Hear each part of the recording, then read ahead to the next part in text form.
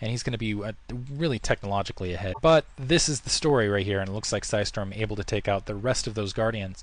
Guardians still pushing up. Looks like they're a little bit sloppy getting hit by cannons. They do range the cannons.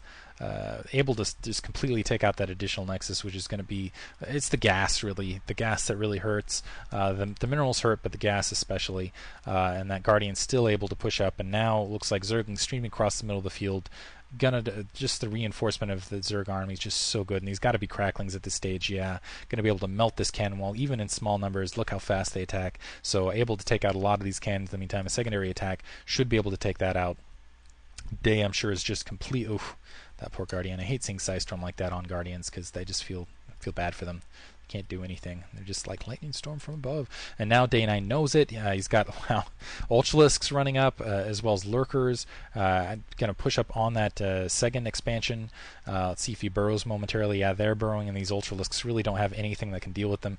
Deuce's macros completely in shatters, and Day9 can replenish his troops quickly, essentially, and taking a lot of these troops out, able to push things up. I'm surprised Day actually isn't putting in any more pressure on that bottom right-hand base, but I guess he knows he's essentially, with his reinforcement rate, he's got it won here. Deuce is going to have a hard time keeping up economically, basically in macro. He's pushing up. He is able to take out these Lurkers in the meantime, but it's just kind of the reinforcement rate. As you can see, he's at 120, and Day9 can just keep reproducing his troops with all of these hatcheries. With all of these hatcheries, he can immediately get the units back up, and he's got the huge mobility advantage. Looks like he's going to go take out the base, the bottom right-hand corner. In the meantime, Day doesn't have that defense of that 12 o'clock location, but honestly, I think this is a fair exchange, taking out the bottom right-hand base for that 12 o'clock location, which he is going to take it out here.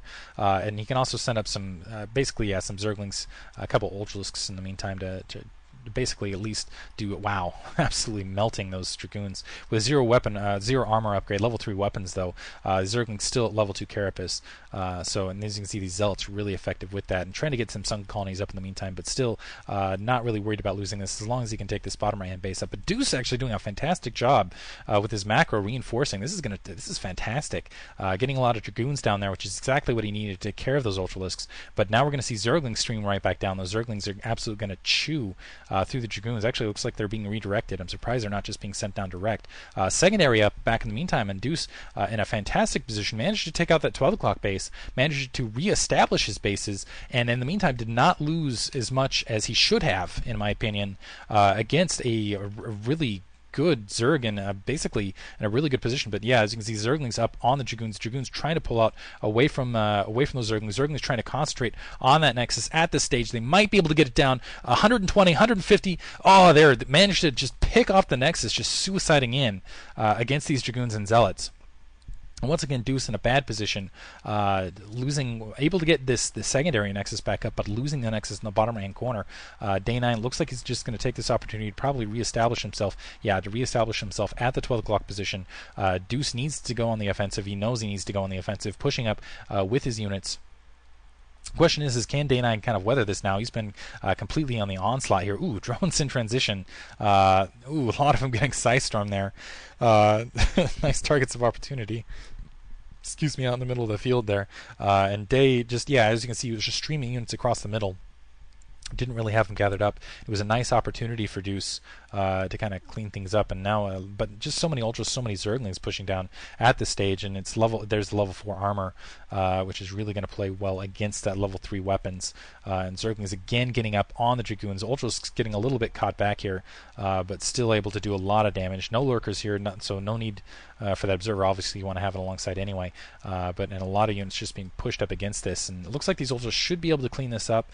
With a bit of micro, those Dragoons probably could take those Ultralisks out, but no, it looks like the Ultras are going to be able to swarm them, get behind them, and clean them up.